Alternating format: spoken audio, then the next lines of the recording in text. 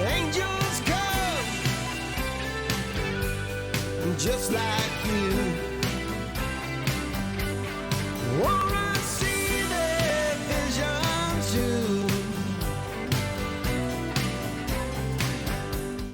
Hi, welcome back to Cosmic Chat, everyone. Emily here. I have my friend Bronwyn here with me too. Welcome, Bronwyn. Hello, thank you for having me. I'm excited to be here. I've been wanting to have you on for a while, honestly. I just love you. You're so sweet, and I love what you do, and you help people. I'm really captivated about human design and what that is. So do you want to tell us a little bit more about kind of how it works? Yes. So for people who don't know, human design, I kind of say it's like if a personality test like Enneagram or Myers-Briggs and then like astrology had a baby and it just gave you this really specific information. That's kind of what human design is. So it's your energetic blueprint, basically. So it uses your birth information to generate a chart, much like astrology does. And then with that chart, I can look at it and see, and I printed off like a little page just so people can see like kind of what a chart looks like. It's very detailed, but there's a lot of information. It's very wonky looking. And basically when I look at that, it tells me things about how your energy is designed to work. And a lot of us are operating as like a different type and trying to initiate and do things, or we might have conditioning that we've picked up through life from our parents or school or society or whatever. And so this all just helps kind of decondition. It's fascinating. There's 5 main energy types. And so you kind of see which one you are. And then it gets very, very specific and detailed after that. Wow, that's amazing. So that's cool. Yes. So basically it's kind of showing how you're interacting with the world around you, or how you should be interacting with the world around you. Yeah. So to give some like specific examples, I discovered human design about maybe 2.5 years ago. It was the very beginning of 2021. And since I've started sort of living my design and experimenting with my design, my life has completely changed for the better. So I found out, obviously, as I said, there are 5 energy types. There's the manifestor, generator, manifesting generator, the projector, and the reflector. The reflector is pretty rare. It's less than 1% of the population. I am a projector. And so projectors are people who are like the wise guides. They're here to teach people, to lead people, to coach them. They can kind of see the bigger picture and see, the most efficient ways for things to operate. And so when I discovered that, I was like, first of all, that seems pretty spot on for me because I was a teacher for 15 years. I have this sort of human design, intuitive coaching, reading business. It's all very projectory, as I like to say. But with each type, there's something called a strategy, and it's how you're meant to kind of like interact with the world, like how the universe kind of interacts with you. So for example, my strategy is to wait for an invitation. Only manifestors are meant to initiate, and the rest of us are meant to respond to something in some way. And so for a lot of us, we initiate, and then we find ourselves in toxic situations or just situations that don't seem to go our way or work out for us, or we get frustrated or angry or bitter or whatever it might be. And if we start to pay attention to our strategy and operate that way, you find less resistance and there's a lot more ease and flow. So for example, I started off small, just in meetings, instead of just offering my advice or whatever, which since if I'm not invited, it may not be received well. I waited for somebody to ask me my opinion on something, and then I would share, and it's more likely to land. So there's little like tips and tricks I can give each type on the best way to sort of interact with the universe to find ease and flow. And then there's also something called your authority, which is how you're meant to make decisions. And so for most of us, we're used to getting in our minds and analyzing things and thinking things through. And none of us are designed to make decisions with our mind. We're meant to make it with the body. So for example, I have splenic authority. So mine is all about intuition and in the moment, listening to my intuition speaking to me about what to do. For some people, they have emotional authority. So they have to ride an emotional wave and go through all the highs and lows and then come to like a point of clarity. Other people, there's the sacral authority, which is like your gut instinct. So your gut, yes or no. And then there's some that get a little more specific and a little more rare, but those are kind of the big main three. So it's fascinating. And when I started implementing just type, strategy, and authority, my life completely changed.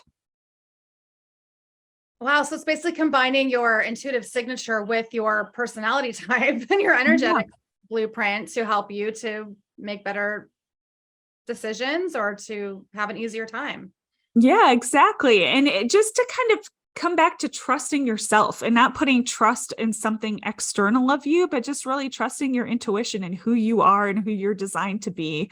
And I mean, there's so many other components of human design. There's the centers, which are very similar to the chakras. There's just a few more of them.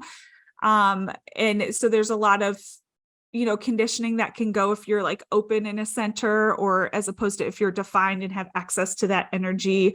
There are things called the 4 arrows, and it can tell you, the best way for you to digest food and information, or the best environments for you to be in. And then there's all of these gates as well, which go along with the Chinese I Ching, because human design is kind of a combination of several different modalities, like ancient wisdoms, things like that, like the chakras, the I Ching, astrology, things like that. And then each one of those has a planet that it's tied to, which is where it really comes into the astrology side of things. So it's all very fascinating, and it can be a little overwhelming if you just look at the chart and you don't have someone kind of guiding you through it initially. Yeah, that's fascinating. I had no idea there was that many facets. Who created human design? So it's actually not very old. In 1987, a man named Ra Aruhu kind of downloaded it all intuitively, and it put all of these things together. And this is kind of what came out, but it's so accurate. It's so spot on. It's just fascinating. It kind of has a touch of like quantum physics to it too, where if you're trusting your strategy and authority and following, the way you're designed to be, you can kind of jump ahead and make these big leaps in your progress and your growth. So it's really cool. That's amazing. I love that. That is so neat. And people really need that. I've been talking to a lot of people, like always, and a lot of them don't know their purpose. I've been hearing that a lot. Like, I just don't know. I'm going to work, I'm doing my job, I'm doing, but I just don't feel passionate. I don't know what my purpose is. And so it sounds like, would this also be great for that as well? Oh, yes, absolutely. So like one of the big things I do, there's kind of different ways you can approach human design readings, and I approach it in different ways depending on what people want. Like I can do it sort of an overview of the whole chart in a 1-hour session, but we don't get too like nitty gritty. What I really like to do is break it up over 3 or 4 sessions and dive into like specific parts so we can have a conversation about how you can implement it, how it's turned up for you before, how you've done the opposite of your design and it hasn't worked out, and where you've, lived your design already and it's worked out for you. And so I like to break it up into those more manageable chunks so that you can really digest the information.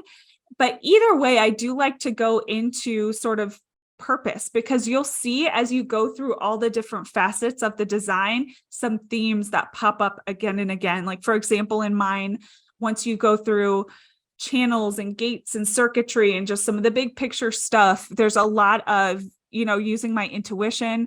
There's a lot of leadership and helping others and guiding other people and things like that, which is what I feel like I'm really meant to do. And for the longest time, I thought that had to be in the 4 walls of a classroom. And then when I started questioning if I wanted to teach anymore, I felt sort of lost, like a sense of, I thought I was meant to be a teacher. And human design helped me realize that you can still be a teacher, but you can be it in a way that maybe you didn't think of before. So maybe I'm not a teacher in the classroom anymore because I did leave teaching and now I have this business where I help people, but I'm still helping and guiding others in lots of different facets, holding human design classes or doing one-on-one coaching or things like that. And even I have a different sort of day job that's in a more corporate world, but I entered into it very much from a human design perspective. Like I was invited to interview for the job. It's all about coaching a team and leading a team and helping other people. And I was like, this feels very spot on. Like my authority, my intuition was like, yep, this is it, at least for now. So it's cool to see how those overall themes of the purpose can be placed in different boxes or different careers. It's not like I'm meant to do this career. It's I'm meant to have this big overall purpose, and it can look different in different parts of my life, if that makes sense. You can apply it differently. Mm-hmm. It also sounds like it really helping you to trust yourself too, to have this knowledge ahead of time, to know, these are my designs. And so it helps you trust where you're going to go. Absolutely. And one of the biggest unexpected benefits for me is, I struggled, as a lot of people I think do, struggled with mental health stuff my entire life. I've had anxiety, for as long as I can remember, even as a kid, and then struggled with depression from about the time I was 19 on. And actually probably sooner than that, probably about like 14 on. And now that I make decisions with my body and not with my mind, and I use my human design, like my anxiety is almost completely gone. It once in a while will turn up, and it's usually involving my child's anxiety. So, that's one of the big times, because I can't necessarily like control the outcome of that. And so I'll see it pop up every once in a while, but I used to deal with anxiety all day, every day. And since I trust my body and trust my decision making now, and I'm out of my head and in my body, that has been just a game changer for my mental health, which is why like I'll shout this from the rooftops, because I really do think it can help so many people. Absolutely. I can see a change in you. I've known you for at least 5 or 6 years now or longer. Yeah. You're so much more confident and sure of yourself. And it's amazing to see this transformation in you. And I'm just so excited now that you're helping other people as well to transform and be a spiritual teacher now. We need you. It's so awesome. I'm just so happy for you, Bronwyn. And thank you so much for coming on the show. And everyone, if you want to connect with Bronwyn, she has a store on our website, cosmicconnections111.com. You definitely need to schedule a human design session with Bronwyn. It sounds like it's amazing, and it can help you transform your life. So thank you so much, Bronwyn. Thank you for being on the show. Of course. Well, thank you. And I also wanted to mention too, I do offer those intuitive and medium sessions too, psychic and medium sessions. So if anybody is like, I don't know about human design, or if they want to get sort of a taste of my personality before they dive into the human design world, I invite people to do that as well. Something to respond to for all of those people who can't initiate. So absolutely. I apologize for not mentioning that. Bronwyn's an amazing medium. She can she's given me readings before. She's amazing. So yes, if you want a medium reading, a psychic reading, she's extremely intuitive, can help you in any area of your life. So well, thank you. I appreciate it. I appreciate your love and support. I love being a part of your community, and you have offered me so much wisdom over the years. I'm always grateful for you, and will recommend you to anyone as well. So oh, thank you. You're so sweet. And thank you to our audience for being here tonight. And we'll see you again back here soon. Bye. Bye. Yes to love. Yes to me. Yes to